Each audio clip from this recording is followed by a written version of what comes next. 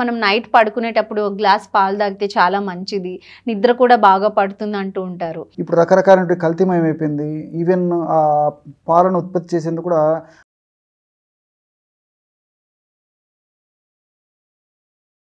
ఈ powder milk వాడకం ఎక్కువ అయిపోయిందని చెప్పి పిల్లలకు కూడా పాలు ఇవ్వడం మానేస్తూ ఉన్నారు.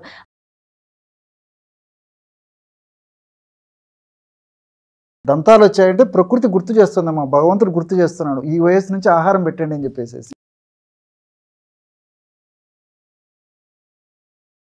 యానిమల్స్ కూడా రకరకాల ఇంజెక్షన్స్ చేయడము, తర్వాత పాలు పితికిన తర్వాత కూడా మళ్ళీ రకరకాల కెమికల్స్ కలుపు.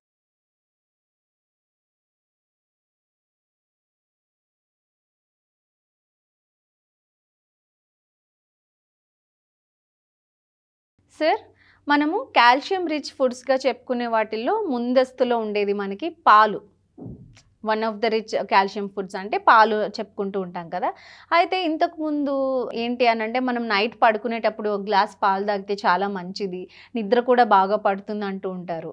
అలాగే చేస్తూ ఉండేవాళ్ళం మా చిన్నప్పుడు కూడా ఈవెన్. కాకపోతే ఇప్పుడు ప్రస్తుతం ఉన్న పరిస్థితుల్లో ఏంటి అని అంటే మనకి ఏదైతే పాలు వస్తున్నాయో అవి మంచిది కాదని చెప్పి పౌడర్ మిల్క్ వాడకం ఎక్కువ అయిపోయిందని చెప్పి పిల్లలకు కూడా పాలు ఇవ్వడం మానేస్తూ ఉన్నారు. 5 ఏళ్ల పిల్లలు అప్పటి నుంచి కూడా వాళ్ళకి నైట్ టైం పాలు తాగమని చెప్పడం ఇదంతా కూడా తగ్గించేస్తున్నారు. మరి పిల్లలకి మరి ఇలా పాలు ఇవ్వడం మానేస్తే వాళ్ళకి రావాల్సిన కాల్షియం ఎటువంటి ఆహార పదార్థాల నుంచి వస్తుంది? అసలు మిల్క్ అనేది ఎంతవరకు అవాయిడ్ చేయాలంటారు? సో పాలు తాగే వయసులో పాలు వాడడం తప్పని పరిస్థితుల్లో ఖచ్చితంగా ఇవ్వాల్సిందమ్మా. తల్లిపాలను మించినటువంటి అమృతులైనటువంటి క్షీరము వ్యాక్సిన్ ప్రపంచంలో లేదు. అవును. సో తల్లిపాలు తాగినన్ని రోజులు అంటే మినిమం 6 months టు కొంతకాలం పాటు 1 year వరకు తల్లిపాలు తాగవలసిన పద్ధతిలో ఇటువంటి ఎలాంటి ఆహార పదార్థాలు లేకుండానే వ్యాక్సిన్తో పాటు దేహ సంరక్షణకు సంబంధించినటువంటి విటమిన్స్, మినరల్స్ అన్నీ అందులో ఉంటాయి. అదేవిధంగా పోషకాంశాలు అన్నీ ఉంటాయి. కాబట్టి తల్లిపాలు మాతృస్తన్యాన్ని మించినటువంటిది ఏం లేదమ్మా. సో తల్లిపాలు ద బెస్ట్. సరే, మీరు అడిగినటువంటి ప్రశ్న అదర్ గేదె పాలు కానీ ఇతర పోత పాలు కానీ ఇలాంటి పాల గురించి జనరల్గా. సో ఈ పాలల్లో మీరు అన్నట్లు ఏంటంటే మరి ఇంతకుముందు అయితే పాలు పద్ధతి ప్రకారం తయారయ్యేటివి ఇప్పుడు మనకు అందుబాటులో ఉండేవి, దొరికేవి. ఇప్పుడు రకరకాల కల్తీమయం అయిపోయింది. ఈవెన్ ఆ పాలను ఉత్పత్తి చేసేందుకు కూడా ఆ యొక్క యానిమల్స్ కూడా రకరకాల ఇంజెక్షన్స్ చేయడము, తర్వాత పాలు పితికిన తర్వాత కూడా మళ్ళీ రకరకాల కెమికల్స్ కలపడం, దీనివల్ల ఈ న్యాచురాలిటీ అనేది పోయిందమ్మా. సో దంతాలు వచ్చేంత వరకే పాల ప్రాముఖ్యత. దంతాలు వచ్చాయంటే ప్రకృతి గుర్తు చేస్తుందమ్మా, భగవంతుడు గుర్తు చేస్తున్నాడు, ఈ వయసు నుంచి ఆహారం పెట్టండి అని చెప్పేసి. సో నమలడానికి అనుకూలంగా ఉండేదానికి అప్పుడిప్పుడే స్టార్ట్ అవుతాయమ్మా. దానిమ్మ గింజలాగా మొదలైపోయేసి క్రమక్రమంగా పిల్లలకు పెరుగుతుంటాయి. సో కొరికి నమిలి తినమని చెప్పేసి ప్రకృతి చెప్పడం అన్నమాట, గుర్తు చేయడం.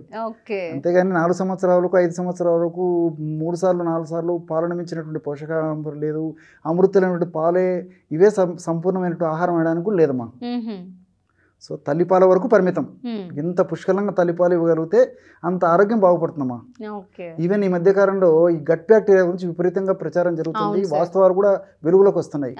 మరి చిన్నప్పటి నుంచి కూడా చిన్న పిల్లలకి, పసిపిల్లలకి, నవజాత శిశువులకి కనీసం ఎన్నాళ్ల పాటు తల్లిపాలు ఇవ్వగలిగితే, కనీసం మినిమం 6 months లేదా 1 year వరకు తల్లిపాలు ఇవ్వగలిగితే అటువంటి పిల్లల్లో గట్ బ్యాక్టీరియా విపరీతంగా పెరిగిపోతుందని చెప్పేసి కూడా అధ్యయనంలో, పరిశోధనలో తేలిందమ్మా.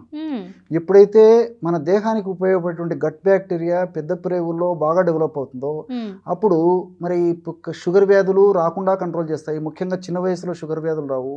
ఈ మధ్యకాలంలో మరి చిన్న వయసులోనే పిల్లలు విపరీతంగా వెయిట్ వస్తారమ్మా. చాలా మందిని మీరు గమనించుంటారు. సో వెయిట్ ప్రాబ్లమ్స్ రాకుండా ఉంటాయి, హార్మోనల్ అస్తవ్యస్తత లేకుండా ఉంటుంది, తర్వాత మానసికమైనటువంటి ఒత్తిడి ఇలాంటివి లేకుండా మనసు ప్రశాంతంగా ఉండి యాక్టివ్గా ఉండేటువంటి పరిస్థితి ఏర్పడుతుంది.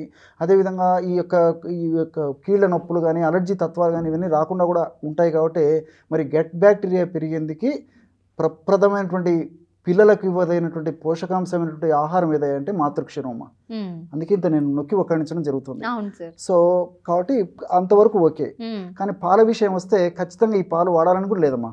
సో మంచివి దొరికి ఎప్పుడో కొద్ది ప్రమాణంలో, రోజు కొద్ది ప్రమాణంలో వాడుకోవడం వల్ల అంత చెప్పుకోదగ్గ సైడ్ ఎఫెక్ట్స్, ప్రాబ్లమ్స్ అయితే ఉండవు. కానీ మరి ఎక్కువ ప్రమాణంలో రెగ్యులర్గా తరచుగా వాడడం మంచిది కదమ్మా.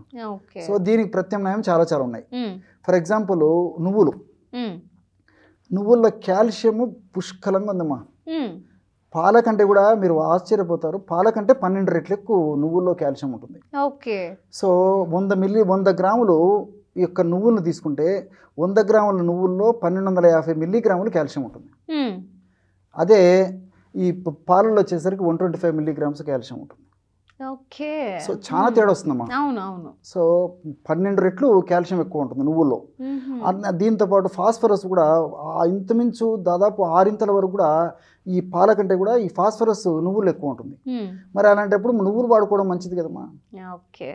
చాలా మందికి అవగాహన లోపం చేత ఈ విధంగా ఇబ్బంది పడుతున్నారు కాబట్టి, సో ఎప్పుడైతే మరి ఈ పాలకు ప్రత్యామ్నాయంగా నువ్వులు కాస్త కొన్ని గంటల సేపు నానబెట్టేసేసి మిక్సీలో వేసేసి పాలలాగా తయారు చేసుకుని నువ్వుల పాలు తీసుకోవచ్చు. అది కూడా తీసుకోవచ్చు. నువ్వుల పాలల్లో అయితే కాస్త బెల్లం కలిపి తీసుకోవచ్చు, లేకపోతే నువ్వుల ఉండ చిమ్లీ ఎగ్జాక్ట్లీ నువ్వుల ఉండ కాస్త బెల్లం కలిపి పిల్లలకి ఇస్తే మంచి పోషక భరితమైన ఆహారంగా ఉంటుంది. కాల్షియం బాగా పుష్కలంగా అందుతుంది, అదేవిధంగా విటమిన్ కే పుష్కలంగా అందుతుంది, దీంతోపాటు మరి ఫాస్ఫరస్ పుష్కలంగా అందుతుంది.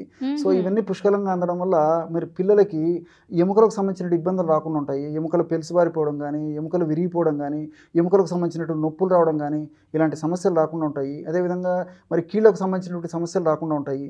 ఆరోగ్యకరమైనటువంటి జీవితానికి పిల్లలకు బంగారు భవిష్యత్తు ప్రసాదించడానికి మరి ఇలాంటి ఆహారపు అలవాటు చిన్నప్పటి నుంచి అలవాటు చేయడం వల్ల చక్కటి బంగారు భవిష్యత్తు పిల్లల్లో మనం చూడొచ్చమ్మా భావితరాల్లో.